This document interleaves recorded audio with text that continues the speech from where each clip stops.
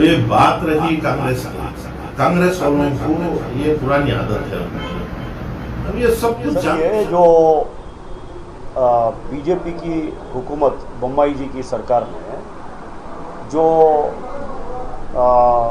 PCM 2B reservation को जो हटाकर मुसलमानों को रिजर्वेशन के बाहर निकाला है, ये सरासर नाइंसाफ़ी है। जबकि सबको मालूम है, सारे हिंदुस्तान में सबको मालूम है मुसलमान की हालत क्या है, इकोनॉमिकली हो, सोशली हो, एजुकेशन में हो। मुसलमान आज सारे हिंदुस्तान में मुसलमान की कमज़ोरी है। ये मैं नहीं है, साचार कमेटी की एक रिपोर्ट है, 2011-12 में इम्प्लीमेंट हुई साचार कमेटी की रिपोर्ट है। ये रिपोर्ट को अगर हम लोग मान लें, देख लें, हकीकत में अगर हम लोग मुसलमान इलाकों में भी जाकर देख लें तो मुसलमान को आज पढ़ने के लिए, मुसलमान बच्चों को पढ़ने के लिए भी तकलीफ़ है। सोशली, इकोनॉमिकली भी वो लोगों की हालत बहुत ख़राब है, कौम की, मिल्लत की हालत बहुत ख़राब है। उसके साथ साथ उनके इलाकों में कोई अच्छाई या वेलफेयर स्कीम नहीं होती, और उनके इलाकों में, और दूसरी बात क्या है, वहाँ पर हालात भी बदलने की कोशिश नहीं होती। अब सबको मालूम था, जब से ये 2014 से बीजेपी की हुकूमत जब से आई है, सारे हिंदुस्तान में मुसलमानों को अलग अलग अंदाज से, अलग अलग हिसाब से टारगेट कर रहा है। ये सब जगह चल रहा है, बाइकॉट मुस्लिम्स बिजनेस, बाइकॉट मुस्लिम एरियाज, ये सब लगातार चल रहा है। अब ये जो अंदर से चल रहा था, अभी बाहर निकल के आया है, clearly boycott Muslims in the reservation system. अब इससे पहले क्या होता था, शहरों के बच्चे, शहर में जो बच्चे पढ़कर बड़े होते हैं, वो कभी भी गवर्नमेंट नौकरियों में यहाँ वहाँ इंटरेस्ट नहीं लगाते थे, 90%। अब रूरल एरिया में जो बच्चे पढ़ के आते थे, उनको गवर्नमेंट नौकरियों में इंटरेस्ट, जॉब रहता था, जॉब करने के लिए उनको इंटरेस्ट रहता था। अब क्या हो गया, 4% डायरेक्ट हटाकर 10% EWS में डालने की वजह से अब वहाँ पर कंपटीशन ज़्यादा हो गया। अब वहाँ पर तकरीबन 300 कम्युनिटीज़ हैं, कम्युनिटी मतलब 300 कैस्ट हैं वहाँ पर ऑलरेडी। अब उसमें मेजर कैस्ट है हमारे ब्राह्मण भाई, लिंगायत, दूसरे कम्युनिटी के जैन भाई, ये सब वहाँ पर हैं। अब वहाँ पर हमारी कौम को हमारे एजुकेशन सिस्टम में इतना, कम्युनिटी के एजुकेशन सिस्टम में इतना अवेयरनेस भी नहीं है और इतना प्रोग्रेसिव भी नहीं है। वहाँ पर EWS में जाके हमारे बच्चे कॉम्पिटेट करके वहाँ पर रिजर्वेशन में आएंगे, ये बहुत मुश्किल है।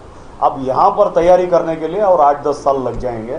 जो भी हुआ है ये सरासर गलत हुआ है और नाइंसाफ़ी हुई है। ये मुसलमान कौम के जलते हुए सीनों पर ये नमक छिड़कने का काम हुआ है। सर, आज जो है रिजर्वेशन को कैंसिल किया गया है, कल के दिन कुछ और होगा, तो you as a Muslim leaders stand क्या करने वाले हो, क्या कर सकते हैं आप? देखिए सर, सबसे पहले मुस्लिम लीडर्स की जिम्मेदारी क्या है, ये सबसे पहले मुस्लिम लीडर्स समझ रहे हैं। मुस्लिम लीडर्स जब असेंबली में इलेक्ट होकर जाते हैं ना, तो कौन सी भी पॉलिटिकल पार्टी से जाएं, कहाँ से भी जाएं, उनको सबसे पहले समझना है मैं कहाँ से, किस कम्युनिटी से बिलोंग करके आता हूँ। There is a provision in constitution, in democracy, आप अपने नुमाइंदे को चुनकर डेमोक्रेसी के थ्रू कॉन्स्टिट्यूशन में इसलिए भेजते हैं कि आप अपनी आवाम का, अपनी कम्युनिटी का भला हो, भलाई की बात करें। मैं यही मुस्लिम कम्युनिटीज़ के लीडर को आज मैं एक छोटा मोटा लीडर हूँ, लीडर भी नहीं, ये कौम और मिल्लत का कोई एक छोटा मोटा खिदमतदान है, उनको सबको आजीज़ाना गुजारिश है मेरी, आज एक दूसरे की टांग खींचना छोड़कर एकजुट होकर ऑल पॉलिटिकल पार्टीज़ में जो भी मुस्लिम लीडर्स हैं, उनको आज कम्युनिटी के अपलिफ्टमेंट में सोचकर आइंदा आने वाले नुकसानात क्या हो सकते हैं, इसको कैसे इसको हम लोग कंट्रोल कर सकते हैं, ये सब चीज़ों पे अभी से बैठकर प्लान तैयार कर हमें कुछ ना कुछ एक्शन प्लान बनाना पड़ेगा। अस्सलाम वालेकुम रहमतुल्लाहि व बरकातुहू। मैं जनता दल सेक्युलर का एक कायद होने की वजह से ये जो 5% की, 4% की जो रिजर्वेशन हमारा कैंसिल किया गया है, स्क्रैप किया गया है, यह सरासर बहुत गलत है। मैं यह उम्मीद इन लोगों से कभी भी नहीं रखता था ऐसा होता है, लेकिन ये बहुत सरासर गलत किया है इन्होंने। अभी जो हालात हैं, हमको 4% में हम खामोश नहीं बैठे रहना था। हम 4% की बजाय 6% या 8% या 10% हम भी अगर पूछते रहते हुकूमत से, तो वो हमारे लिए वो अगर बढ़ाने की कोशिश करते या नहीं तो कम से कम स्क्रैप नहीं करते थे। हमारे कायदीन जितने मुस्लिम एमएलए एमपी जो भी राज्यसभा मेंबर जितने भी हमारे कायदीन हैं, वो लोग चुप बैठे रहे। सब्सिडी के नाम, अपना रिजर्वेशन के नाम पर कुछ आवाज नहीं उठाए।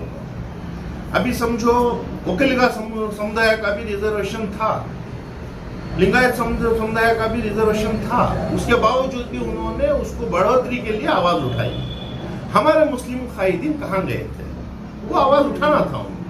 वो अगर आवाज उठाए रहते तो हमारा आज यह हालत नहीं होती थी। हम जिस चीज को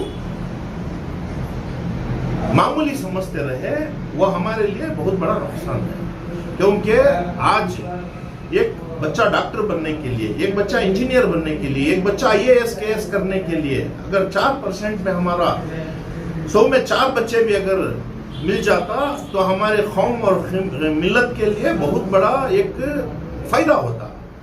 ये फायदे का बहुत बड़ा हमारा ऊपर बहुत बड़ा ठोस नुकसान हुआ है। जनता दल सेक्युलर से हम पहले वाहिद एक पार्टी के तरफ से हमारा एक कल धरना हुआ। आज तक कोई धरने पे रोड पे नहीं आए कोई पार्टी वाले। हमारा धरना हुआ, हमें राज्य अध्यक्ष जो हमारे स्टेट के सदर हैं जनाब CM इब्राहिम साहब की एक सदारत में हम एक कल बहुत बड़ा धरना किया है फ्रीडम पार्क में, और हम उस पर बहुत सारे जोर भी लगाए हैं और हुकूमत को काफी हम जोर भी दिए हैं। उस पे हम ज्यादातर मेहनत भी किया है और हमारा आगे भी स्टैंड इसी तरह रहेगा। और कुमाराना साहब भी हमारे जो पार्टी के सरबराह होने वाले मुख्यमंत्री साहब भी इस पर ज्यादा जोर दिए हैं और वो खुलकर ऐलान किया है किसी का छीन कर किसी को देना ये बहुत बड़ी नाइंसाफी है। अगर देना है तो आप दो, ये ऐसा नहीं है, लेकिन किसी का छीन कर किसी को देना ये नाइंसाफी है। ये पहले वो शख्सियत है जो आवाज उठाई है। जनाब CM इब्राहिम साहब की सदारत में भी हम कल स्ट्राइक किया है। आने वाले दिनों में भी हम इसको आगे ऐसे ही बढ़ाते रहेंगे। डिस्ट्रिक्ट लेवल में भी करेंगे, तालुक लेवल में भी करेंगे, कॉन्स्टिट्यूंसी लेवल में भी इसको आगे बढ़ाएंगे। अभी जनता दल सेक्युलर के एक लीगल सेल है, वो लीगल सेल के सदर जनाब AP रंगनाथ साहब से भी कल बात हुई है खुलकर, और हमारे MLC तिप्पेस्वामी साहब और रंगनाथ साहब, ये दोनों मिलके जनाब CM इब्राहिम साहब से पूरा राबिता कायम करके इन्होंने भी पूरा कोर्ट में जाके ये किस तरह से हम केस दाखिल करें, इसको हम किस तरह से पेश करें, ये हमारा मकसद है।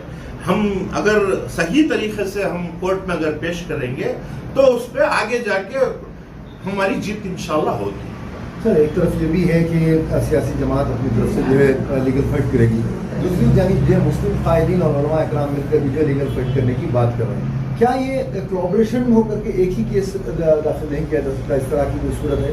नहीं, ये देखो, ये बहुत अच्छा क्वेश्चन किया आपने। ये क्वेश्चन पे मैं बहुत मैं उसके ऊपर मैं उसका ये होना बहुत जरूरी है, क्योंकि अलग अलग जाके हम अगर लीगल में अलग अलग लीगल रिप्रेजेंटेटिव्स रखे तो हमारा उधर जाके क्वेश्चन करना, हमारा जो एप्लीकेशन है वो एप्लीकेशन में अगर ऊंच नीच हो गया तो हमारी हार भी हो सकती है। इसीलिए हम सब मिलके पूरे मुस्लिम कायदीन और पूरे पार्टी के जितने MLAs हैं वो और जितने जनता दल सेक्युलर के कायदीन हैं वो तमाम नॉन पॉलिटिकल वे पे जाके एक हम इसको लीगल एक्शन करना बहुत जरूरी है। वे बात रही कांग्रेस की, कांग्रेस वालों को ये पुरानी आदत है उनकी।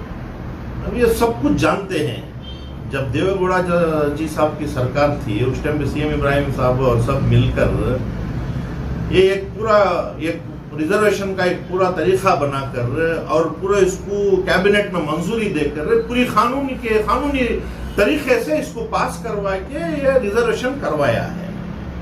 अगर कांग्रेस वालों की इतनी ख्वाहिश थी तो 2004 में थी, 2004 में 2008 में सचार कमेटी का जो रिपोर्ट आया, वो रिपोर्ट को उन्होंने एक्सेप्ट करते हुए वो रिपोर्ट में बाकायदा खुला उसमें है, सचार कमेटी रिपोर्ट में मुसलमानों की हालत क्या है, माइनॉरिटीज की हालत क्या है, ये कहां तक इनकी हालत खस्ता हुई है करके वो रिपोर्ट में बिल्कुल था।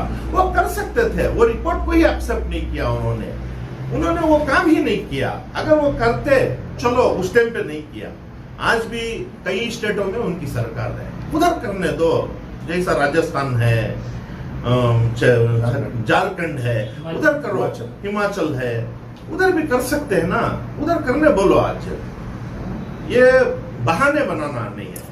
अगर ये लोग 4% की जगह 6%, 8%, 10% करके पकड़ के बैठते तो आज किसी की हिम्मत नहीं होती थी वो स्क्रॉप करने की। ये लोग नहीं पकड़े, कम से कम वो 4% कौन दिया वो छोड़ो, लेकिन उसको संभाल के चलना और उसको आगे बढ़ाते हुए लेके जाना था, नहीं हुआ। मैं इसीलिए सबसे मेरी एक अपील है, जो चीज हमारी है उसको पहले हमें संभालें, उसको किस तरह से आगे बढ़ाएं वो सोचें, वरना हम एक दूसरे पे बोलते बोलते ऐसे ही कट के चले जाएगा। ಇದು ಕಂಪ್ಲೀಟ್ ಆಗಿ ಇದೊಂದು ಎಲೆಕ್ಷನ್ ಗಿಮಿಕ್. ಇದರಲ್ಲಿ ಯಾವ ಪರ್ಸೆಂಟೇಜ್ ಯಾರಿಗೂ ಹೋಗೋದಿಲ್ಲ. ಯಾಕಂತ ಹೇಳಿದ್ರೆ ಇವತ್ತು ಏನು ಮಾಡಿದ್ದಾರೆ ಇದು ಕಾನೂನು ಬಾಹಿರ. ಮೊದಲನೇದಾಗಿ ಎಲೆಕ್ಷನ್ ಕಮಿಷನ್ ಲೆಟರ್ ಇಶ್ಯೂ ಮಾಡಿದ ಮೇಲೆ ಇವರು ಇದನ್ನ ಅಪ್ರೂವಲ್ ತಗೊಂಡ್ಬಂದಿದ್ದಾರೆ. ಇದು ಆಲ್ರೆಡಿ ನಮ್ಮ ಪಕ್ಷದ ವತಿಯಿಂದ ಆಲ್ರೆಡಿ ಇದರ ಬಗ್ಗೆ ಒಂದು ಅಬ್ಜೆಕ್ಷನ್ ಲೆಟರ್ ರೈಸ್ ಮಾಡ್ತಾ ಇದ್ದಾರೆ, ನಂಬರ್ 1. ನಂಬರ್ 2, ಇದನ್ನ ಕಾನೂನು ಹೋರಾಟದಲ್ಲಿ ಅರ್ಧ ಗಂಟೆ ಕೂಡ ಇದು ಕೋರ್ಟಲ್ಲಿ ನಿಲ್ಲಲ್ಲ. ಯಾಕಂದ್ರೆ ಇದು OBC ಕಮಿಟಿಯ ಯಾವ ಒಂದು ಅಪ್ರೂವಲ್ ತಗೊಳ್ಳದೆ ಇವರು ಮಾಡಿರೋದು ಎರಡನೇ ತಪ್ಪು. ಮತ್ತೆ ಇದನ್ನ ಎಕ್ಸ್ಟ್ರೀಮ್ಲಿ ಅವ್ರಿಗೂ ಗೊತ್ತಿದೆ, ಬಿಜೆಪಿ ಅವ್ರಿಗೂ ಗೊತ್ತಿದೆ ಇದು ನಡೆಯೋದಿಲ್ಲ. ಆದ್ರೆ ಎಲೆಕ್ಷನ್ ಹತ್ರ ಇರೋದ್ರಿಂದ ವೋಟ್ ಗಿಟ್ಟಿಸ್ಕೊಳ್ಬೇಕು ಅಂತ ಇವರು ಪಂಚಮಸಾಲಿ ಅವ್ರಿಗೂ ಒಳ್ಳೇದು ಮಾಡಿಲ್ಲ, ಒಕ್ಕಲಿಗರಿಗೂ ಒಳ್ಳೇದು ಮಾಡಿಲ್ಲ, ಮುಸಲ್ಮಾನರಿಗೂ ಒಳ್ಳೇದು ಮಾಡಿಲ್ಲ. ಬಟ್ ಇವರು ಇದನ್ನ ಒಂದು ಗಿಮಿಕ್ ತರ ಮಾಡ್ಕೊಂಡಿದ್ದಾರೆ. ಈ ಗಿಮಿಕ್ ಅಲ್ಲಿ ಏನಾಗತ್ತೆ, ಪಂಚಮಸಾಲಿ ಅವರು ಆಲ್ರೆಡಿ ಸ್ವಾಮೀಜಿಗಳು ಹೇಳಿದ್ದಾರೆ ನಮಗೆ ಇನ್ನೊಬ್ಬರದ್ದು ಕಿತ್ತಿ ಕೊಡೋದು ಬೇಕಾಗಿಲ್ಲ ಅಂತ. ಒಕ್ಕಲಿಗರು ನಿನ್ನೆ ನಮ್ಮ ಒಕ್ಕಲಿಗರ ಸಂಘದ ಪದಾಧಿಕಾರಿಗಳು ನಿನ್ನೆ ನಮ್ಮ ಇದರಲ್ಲಿ ಬಂದು ಹೇಳಿದ್ರು ಇನ್ನೊಬ್ಬರದ್ದು ಕಿತ್ಕೊಂಡು ನಮಗೆ ಬೇಕಾಗಿಲ್ಲ, ಅವ್ರದೇ ಇರಬೇಕು ಅಂತ. ಮುಸಲ್ಮಾನರಿಗೆ ಏನು ನಾವು 4% ಕೊಟ್ಟಿದ್ದೇವೆ, ದೇವೇಗೌಡ ಸಾಹೇಬರು ಕೊಡಬೇಕಾದ್ರೆ ಅದನ್ನ ಕಾನೂನು ಪ್ರಕಾರ ಮಾಡಿ ಕೊಟ್ಟಿರೋದು. ಅದನ್ನ OBC ಲಿಸ್ಟಲ್ಲಿ ಅದನ್ನ ತಗೊಂಬಂದು ಅವ್ರಿಗೆ ಹಿಂದುಳಿದ ವರ್ಗ ಅಂತ ಹೇಳಿ ಮಾಡಿ ಕೋರ್ಟಲ್ಲಿ ಬೇರೆ ಬೇರೆ ಸ್ಟೇಟಲ್ಲಿ ಕೊಟ್ಟಿದ್ದೆಲ್ಲ ಫೇಲ್ಯೂರ್ ಆಗಿದೆ. ಸೇಮ್ 4%, 2% ಅಂತ ಏನು ಕೊಟ್ಟಿದ್ದು ಮೈನಾರಿಟಿಯಲ್ಲಿ ಅವೆಲ್ಲ ಹೋಗಿದೆ. ಯಾಕಂದ್ರೆ ಅವರು ಜಾತಿ ಆಧಾರದ ಮೇಲೆ ಕೇಳಿದ್ದಾರೆ. ಇಲ್ಲಿ ನಾವು ಆಲ್ರೆಡಿ ಈ ಜಾತಿ ಅಪ್ಗ್ರೇಡ್ ಮಾಡೋಕ್ಕೋಸ್ಕರ ಇವತ್ತು ಏನು ಮುಸಲ್ಮಾನರು ಕಷ್ಟಪಡ್ತಾ ಇದ್ದಾರೆ, ಬಡವರಿದ್ದಾರೆ ಅಂತ ಹೇಳಿನೇ ಅವರ ಮೇಲೆ ತರಬೇಕು ಅಂತ ಹೇಳಿನೇ ಈ 4% ದೇವೇಗೌಡ ಸಾಹೇಬರು ಕೊಟ್ಟಿದ್ದು.